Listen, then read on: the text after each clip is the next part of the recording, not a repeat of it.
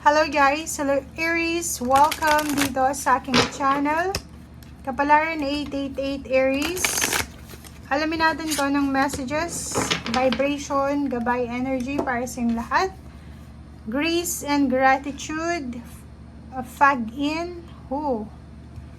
Okay, Aries. Tingnan muna natin yung lahat ng baraha, ha? Para makuha natin lahat ng energy.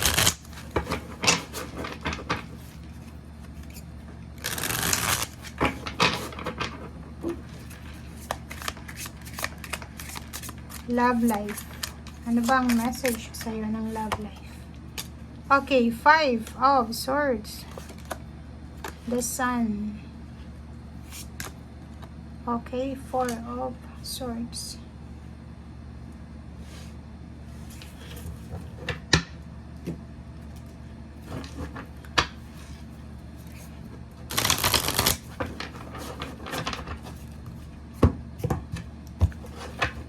Okay, Aries. First card natin is 4 of Cups. 44, 4 of Swords. Wow, double confirmation yung 4 of Swords mo. And Emperor.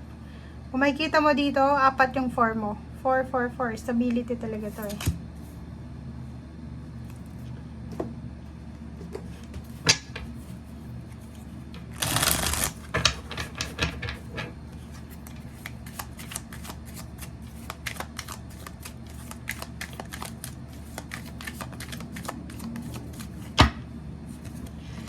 Okay, 4 of water. Ang galing na ito. Alam mo yung 4 mo is 1, 2, 3, 4, 5. 5 na 4.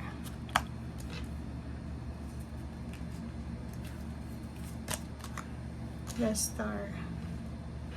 Okay, Aries.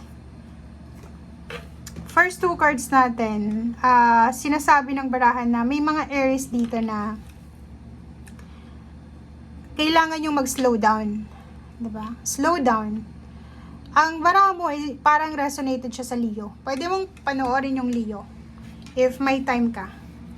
Ang nakikita natin dito, Aries, is parang ikaw meron kang hinihintay. Naghihintay ka ng pwedeng trabaho, naghihintay ka ng relationship, or mga chances sa buhay mo.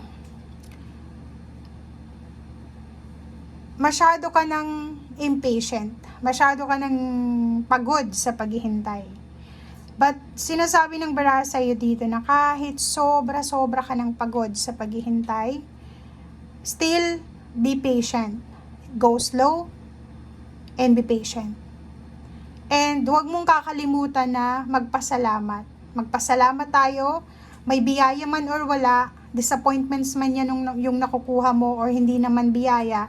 Kasi pag nagpapasalamat tayo, nag-expand yung blessings, nag-expand yung manifestation natin. So, parang i-reverse psychology mo yung yung manifestation, 'di ba? Like walang nangyayaring maganda, be thankful. Instead na magreklamo tayo, magpasalamat tayo. Kasi nandiyan ka pa sa mundo eh, buhay ka. So, if buhay ka pa, lahat ng posibilidad, pwede pa. Oportunidad, pwede pa. Okay? Okay, so next card natin is relationship. Aries. Nakikita ko sa'yo dito na may 5 of swords ka, naghihintay ka eh. Pwedeng masyadong busy yung karelasyon mo or ikaw yung busy. So, pwedeng naghihintayan lang kayong dalawa. Or parang ang nakikita natin dito na 5 months ba? 5 months, February, March, April, May, June, July? July ba yan? Or pwedeng 5 weeks from now. 5 days, 5 months from now. Naghihintay ka siguro. Pwedeng nasa long distance relationship or pwedeng may hinihintay kayo. Pwedeng pagpapakasal, celebration, wedding anniversaries, or pagkikita, reunion ng dalawang taong nagmamahalan, or posibleng hinihintay mo kung kailan kayo magiging at peace ng karelasyon mo. Or parang nakikita ko sa'yo dito na naghihintay ka ng trabaho para bigyan mo yung asawa mo o yung karelasyon mo ng peace. Bakit ganon? Kasi feeling mo connected yung relationship sa money. Parang ang nakikita ko sa'yo dito, Aries, na pera ang posibleng pinag-aawayan nyo, ang rason kung bakit kayo nag-aaway. Parang ganun. So, nakikita ko sa'yo dito na napaka-importante nitong hinihintay mong pera or trabaho. Kasi, siya yung parang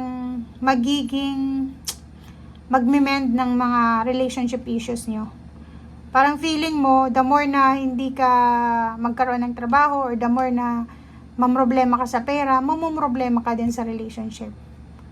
Or parang,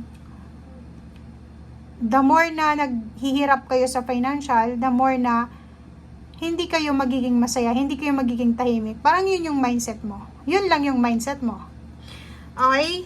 So, nakikita natin dito yung Four of Water. Medyo distracted ka. Yun, it's a manifestation ng baraha dyan. Medyo distracted ka, Aries. Hindi ka kontento sa kung anong nangyayari sa paligid mo sa linggong ito. Hindi ka makatulog, nag-aalala ka, punong-puno ka ng negativity. Kasi parang iniisip mo na yung inspiration mo, hindi ka ma-inspire eh. Walang inspiration kang nakikita. Parang nakikita ko sir dito, palagi kang natutulog, palagi kang siguro may bisyo ka, umiinom, or kano pa man. So, comment down below if you resonated. Kasi, kung makikita mo yung the star dito, yung tubig, di ba? Yung tubig, kung makikita mo, natatapon yung tubig. So, ibig sabihin yan, instead na ma-distract ka, instead na mag-alala ka, instead na maging negative ka, kumilos ka, 'di ba? Kasi sinasayang mo yung oras eh. Sinasayang mo yung panahon na bata ka pa or malakas ka pa. Have faith. Yung fulfillment sa puso mo, yung contentment, hindi yan maibibigay ng pera. Kahit sabihin mo na magiging masaya lang ako pag may pera na ako. Mali yan eh. Kasi yung purpose nun, magiging masaya ka pag may pera ka. Bakit? Kasi may freedom ka na. Dapat, ang minamanifest natin is freedom, hindi pagkakaroon ng maraming pera. Kasi maraming pera, maraming tao ang maraming pera, pero hindi sila masaya. 'Di ba? Hindi sila contented. So, yun yung nakikita natin dito, Aries. And for the 4 cards na last dito is, kung ano man tong hinihintay mo na stability, mapa-relationship man, peace of mind, empowerment, trabaho, freedom. Parang nakikita ko siya dito, freedom. Ang gusto mo is makalaya ka na. Makalaya ka na sa bisyo, makalaya ka na sa emotional problems, makalaya ka sa, parang may mga tao sa buhay mo na hawak yung leeg mo, 'di ba? Parang minamanipulate ka siguro. Kailangan mo sumunod sa kanila. So parang yun ang gusto mo. Ma-reclaim mo yung power mo, makahanap ka ulit ng bagong trabaho, or kumita ka ulit, bumalik yung peace of mind mo, and bumalik yung relationship mo, or makawala ka sa kung ano man itong distraction na experience mo sa ngayon. Okay? Thank you guys. Bye!